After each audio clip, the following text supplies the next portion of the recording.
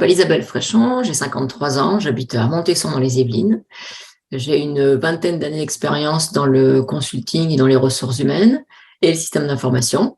J'ai créé ma propre société Cadran RH il y a 1 an maintenant et je suis spécialisée dans le recrutement de directeurs des systèmes d'information ou plus généralement de postes avec une forte dimension managériale dans les directions des systèmes d'information et dans le sourcing de DSI de transition, et ce sur toute la France. Alors, qu'est-ce que ça veut dire les contrats de transition? C'est quoi quelle est la spécificité de ce contrat? Les contrats de transition, en fait, ça permet de lier une entreprise qui a une problématique à un moment donné avec un manager de transition pour une durée déterminée. C'est-à-dire qu'on est sur c'est un contrat de prestation de service qui est souvent relativement court, hein, avec des engagements de 1 mois ou 3 mois à peu près, avec des renouvellements tacites. Et c'est un contrat de prestation, je dirais, classique, avec des engagements de type confidentialité. On est sur un préavis qui est généralement relativement court, qui va de 1 semaine à 1 mois à peu près. Et donc, le jobber, c'est un salarié de ton entreprise?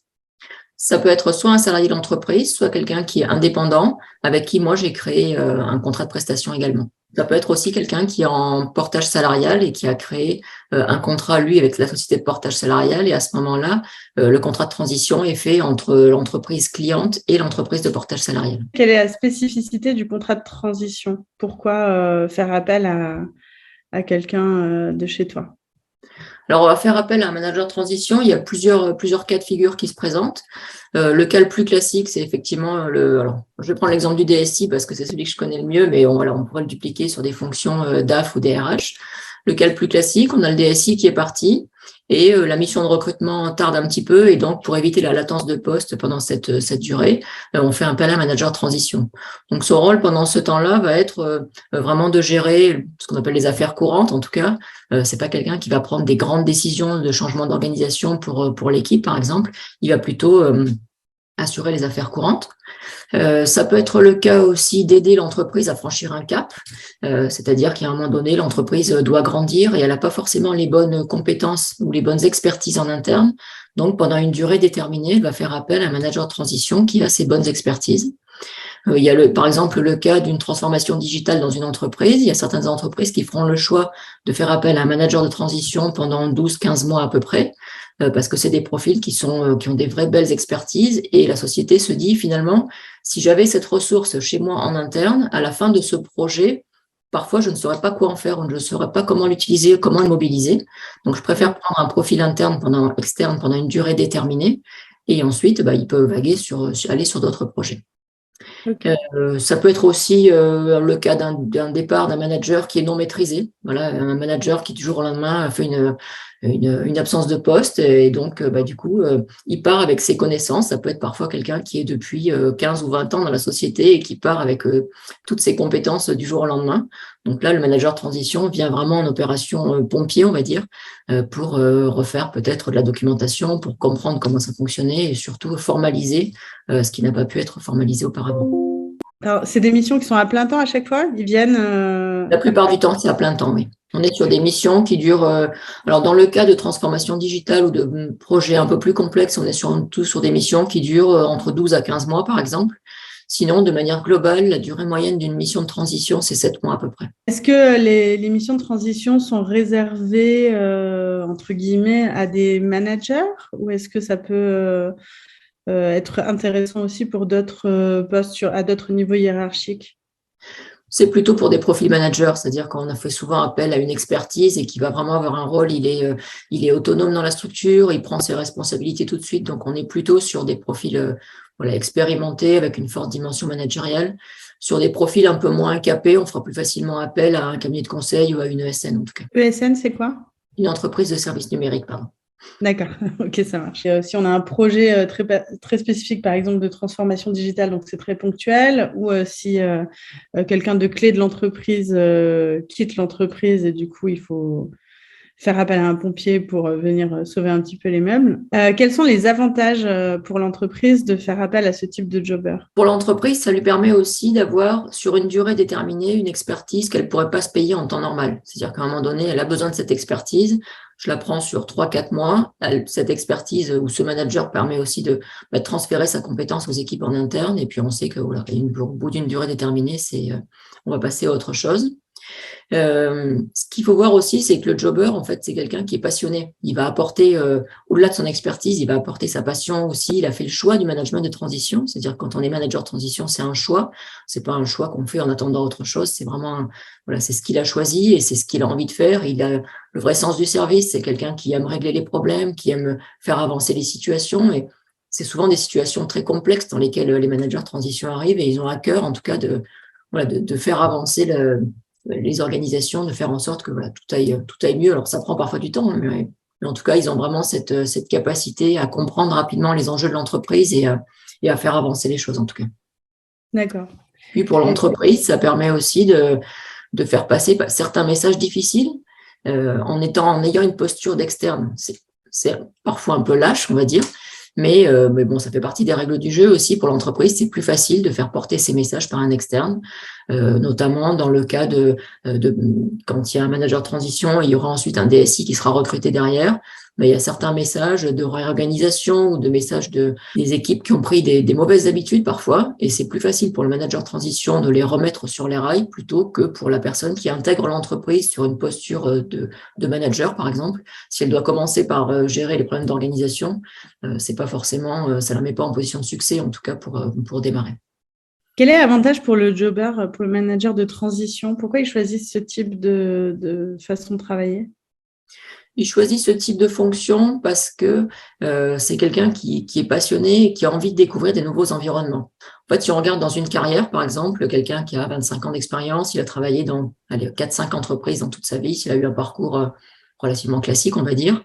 Le manager de transition, on regarde en 3 ans, il va rencontrer 6 clients, il va faire 6 prises de fonction.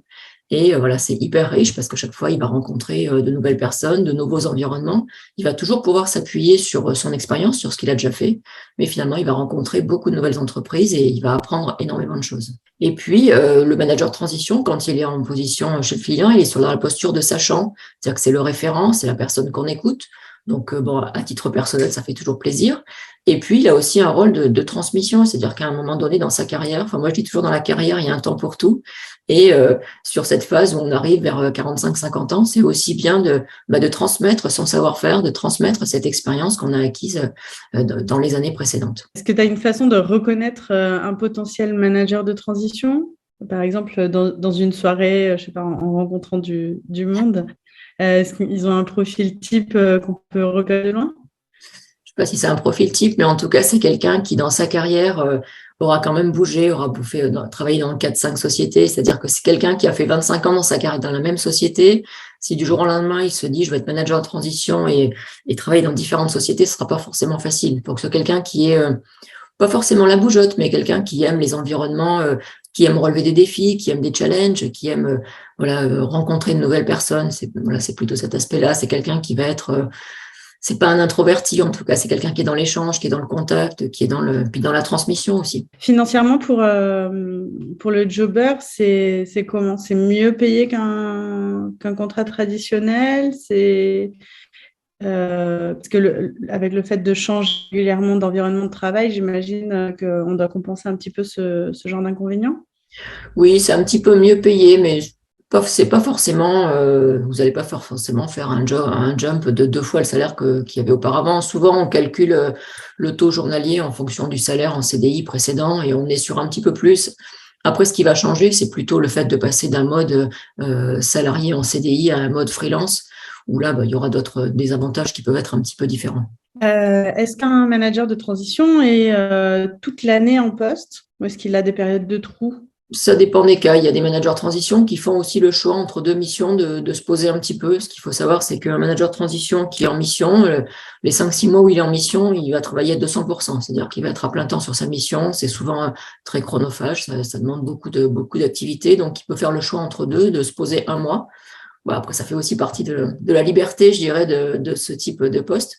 Et puis après, de reprendre des missions. Mais généralement, les managers de transition sont des gens qui travaillent beaucoup. Ils travaillent facilement entre 180 et 200 jours par an. Est-ce que tu as une anecdote sur ce type de contrat Quand ils sont dans l'entreprise, malgré cette posture de référent, cette posture de sachant, où ils sont parfois sur des situations compliquées, on se rend compte que ils adoptent aussi les codes de l'entreprise et ils sont invités au repas de Noël, ils sont invités à la galette des rois, ils sont invités à des manifestations, il y a des séminaires de direction. Et ça, du coup, parfois 1 à 2 fois par an. Donc, c'est plutôt je dirais, le bon côté, le côté un peu festif des managers de transition qui sont en mission. Est-ce que tu aurais un conseil pour quelqu'un qui s'intéresse à ce type de contrat, cette façon de travailler-là? Par où commencer? Comment se renseigner? Moi, je pense que pour commencer, il faut échanger avec des managers de transition qui sont déjà en poste et qui ont fait le choix de la transition depuis plusieurs années. Parce que quand ils ont démarré, ça n'a pas forcément été facile, où ils sont petit à petit construit des trucs et astuces, voilà, pour bien démarrer une mission de transition. Donc, c'est important d'échanger avec eux pour avoir effectivement ce retour d'expérience. Et moi, je pense que dans le choix de la transition, c'est la première mission qui est la plus difficile. C'est le saut dans le grand bain. Voilà, il y a plein de choses à gérer pour la première fois, mais voilà, après, il y a une espèce d'effet boule de neige qui se crée. Vous parlez de votre métier, on parle de vous et ainsi de suite. Donc, voilà, c'est la première mission la plus difficile, mais en tout cas, je pense qu'il faut se lancer parce que, enfin, je pense qu'après, il faut se dire les choses. Quand on est on a entre 50 et 55 ans, c'est plus compliqué de trouver aussi un poste en CDI comme on le souhaite. Et la transition, pour moi, c'est le bon compromis au bon âge, au bon moment dans la carrière. Donc, moi, je pense qu'il faut y aller. En tout cas, il faut se lancer parce que c'est un beau métier, voilà, qui permet de rencontrer beaucoup d'environnements et de continuer à être en permanence dans le challenge intellectuel, et puis d'aider les organisations qui ont besoin aussi d'expertise, ont besoin de cheveux blancs, en tout cas, pour progresser. Ça a l'air passionnant et hyper stimulant. Et donc, comment on repère un manager de transition? Comment je fais pour en trouver un avec qui échanger et discuter? Tu m'appelles. On t'appelle, ok. Du coup, on laisse tes coordonnées.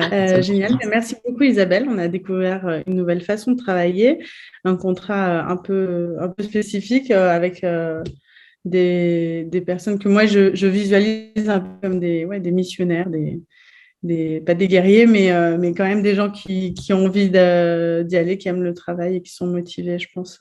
Oui, tout à fait. Merci, Lucie. Bonne journée. Au revoir. Merci.